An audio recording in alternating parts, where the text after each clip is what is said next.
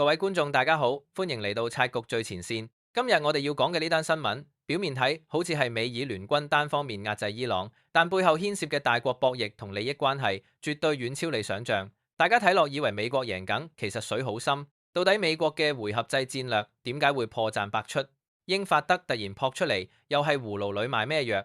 最關鍵係中國作為伊朗嘅戰略夥伴，點解到而家都仲未肯提供實質嘅軍事支援？究竟係見死不救，定係另有盤算？等我哋一齊拆解。話說最近中東局勢真係急轉直下，美國同以色列發動咗代號叫史詩怒火嘅聯合軍事行動，對伊朗進行咗史無前例嘅打擊，甚至連伊朗最高領袖哈梅內伊都喺空襲中喪生，呢個絕對係震撼彈。美國總統特朗普仲揚言要徹底摧毀伊朗嘅武力，甚至想推翻成個政權。大家試下企喺伊朗個角度諗，呢個已經唔係普通嘅軍事衝突，而係關乎亡國滅種嘅生死存亡之戰。面對美以聯軍嘅狂轟濫炸，伊朗嘅防空系統同軍事設施損失慘重。但係伊朗係咪真係咁容易就被打沉呢？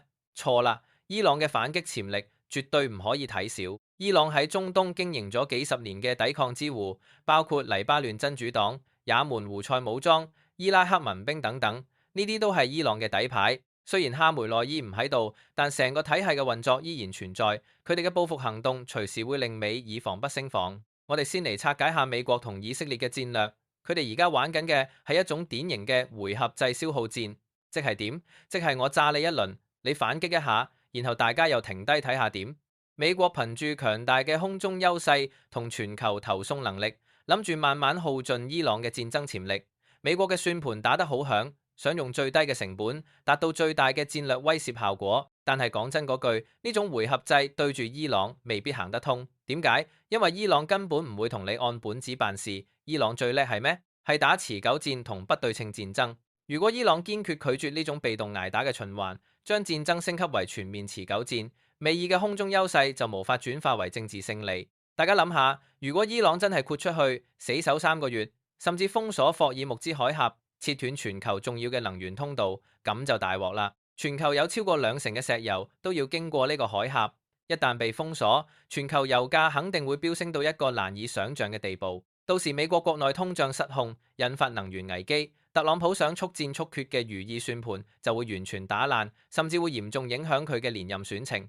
所以美國嘅焦慮其實係寫晒喺塊面度嘅。佢哋最驚嘅就係陷入另一個好似阿富汗或者伊拉克咁嘅泥沼，無法自拔。聽到呢度，大家係咪覺得好奇怪？點解平時喺中東問題上相對低調嘅歐洲，今次英法德3國會突然跳出嚟發表聯合聲明威脅伊朗呢？佢哋話如果必要，會對伊朗採取防禦行動。其實我覺得最核心嘅問題係歐洲想趁機執死雞。早年英法德係伊核協議嘅主要發起者，但後來美國退出，歐洲又搞唔掂，搞到兩頭唔到岸。而家見到伊朗被打到殘，歐洲就想透過表態支持美國，一嚟修補下近年有啲牙齒印嘅跨大西洋關係，二嚟係想喺衝突結束之後能夠喺中東地區分一杯羹。講白啲就係想瓜分伊朗嘅資源同地緣政治利益。歐洲一直都好依賴中東嘅能源，如果能夠喺戰後嘅伊朗分到一塊蛋糕，對佢哋嘅經濟復甦絕對有幫助。但係歐洲自己內部都一鑊泡，又有烏克蘭問題拖後腿，佢哋嘅實際軍事介入能力其實好有限。斯塔默借個軍事基地俾美國用，都只不過係順水推舟做個人情。歐洲呢啲小狗狗，其實大家都睇得好通透，佢哋只係想用最少嘅力氣換取最大嘅政治資本。好啦，戲肉嚟啦。既然伊朗形勢咁危急，作為反美軸心重要一員嘅中國，點解到而家都仲未出手拯救伊朗？首先，我哋要明白伊朗對中國有幾重要。喺地緣政治上，伊朗係中國喺中東地區最重要嘅戰略前哨同屏障。如果伊朗呢個反美堡壘倒下，美國就可以毫無顧忌咁將所有精力集中對付中國，甚至喺太平洋對中國形成更嚴密嘅封鎖。所以從戰略利益出發，中國絕對唔希望見到伊朗政權崩潰。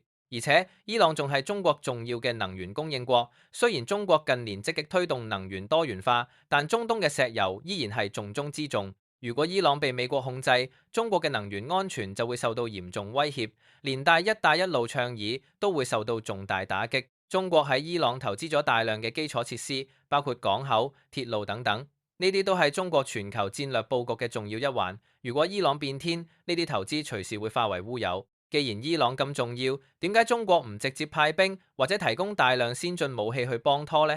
唔知大家有冇同感？中國嘅反應似乎有啲過於冷靜。我個人嘅睇法係，中國嘅戰略定力真係好強。第一，中國一直奉行不干涉別國內政嘅原則，直接軍事介入會嚴重損害中國喺國際上嘅和平形象，甚至會俾美國藉口實施更嚴厲嘅制裁。中國而家最需要嘅係一個和平嘅外部環境嚟發展經濟，絕對唔想無端端捲入一場中東大戰。第二，中國對伊朗其實係有戒心嘅。